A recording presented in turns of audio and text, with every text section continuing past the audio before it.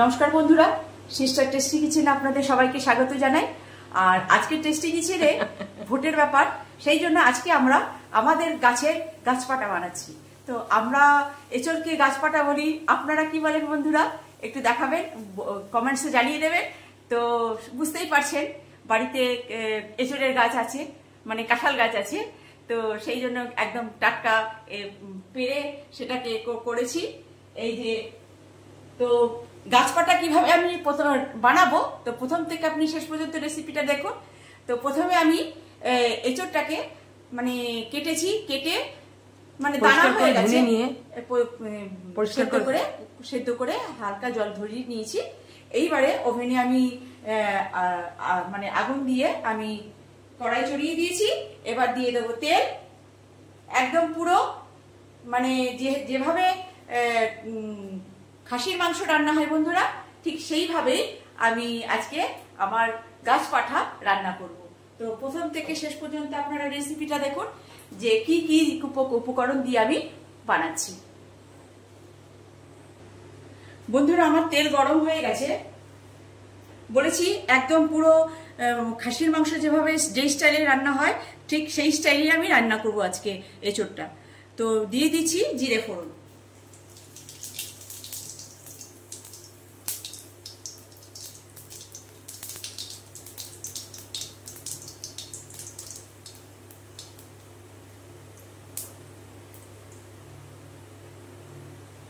দিয়ে দিচ্ছি বন্ধুরা গোটা তেজপাতা।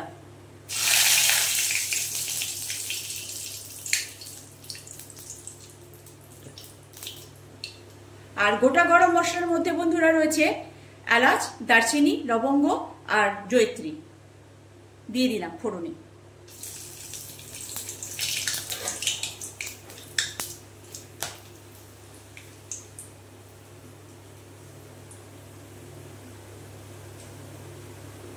এবার বন্ধুরা দিয়ে দেব, এখানে আমার পেঁয়াজ আছে, রসুন আছে, আদা আছে, আর জিরে বাটা আছে, লঙ্কা বাটা আছে, হলুদ আছে, নুন আছে।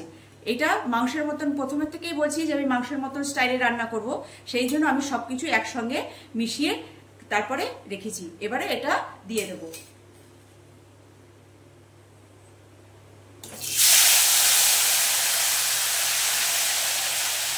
এবার এটা দিয়ে ভালো করে কষবো, মশলাটা আগে ভালো করে কষিয়ে নেব।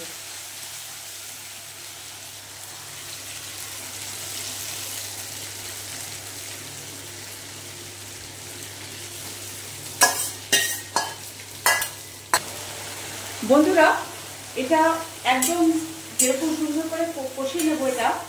আর এটা যেহেতু বলেছি প্রথমেই আমি বলছি খাসির মাংস স্টাইলে আমি রান্নাটা করছি, তো এতে সমপরিমাণভাবে যেভাবে পেঁয়াজ, রসুন, আদা লাগে ঠিক সেই রকম পরিমাণেই আপনি এখানে আপনি দেওয়ার চেষ্টা করবেন। তাহলে মনে হবে খুঁজে বেড়াতে হবে, যখন তরকারিটা হয়ে যাবে তখন খুঁজে বেড়াতে হবে যে কোথায় যেন একটা মাংসের টুকরো লুকিয়ে আছে।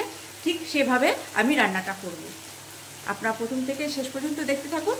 যে কিন্তু আপনাদের প্রথম থেকে বলে দিচ্ছি, এখানের পরিমাণটা যেটা আদা রসুন পেঁয়াজের যে পরিমাণটা, সেখানে আপনাকে যেরকম খাসির মাংস দেন ঠিক সেরকমভাবেই আপনাকে এখানে দিয়ে এটাকে তৈরি করতে হবে।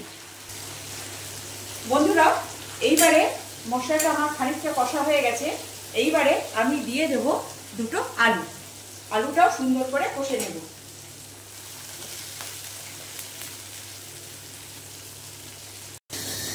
বন্ধুরা, এই যে আমার মশলা কষা হয়ে গেছে, এই যে তেল ছেড়ে দিয়েছে।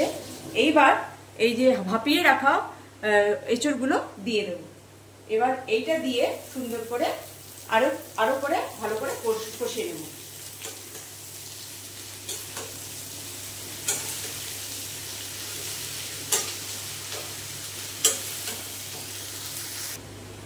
বন্ধুরা, এই যে আমার মশলা মানে সবকিছু দিয়ে কষিয়ে নিয়েছি। এইবারে দিয়ে দেবো জল।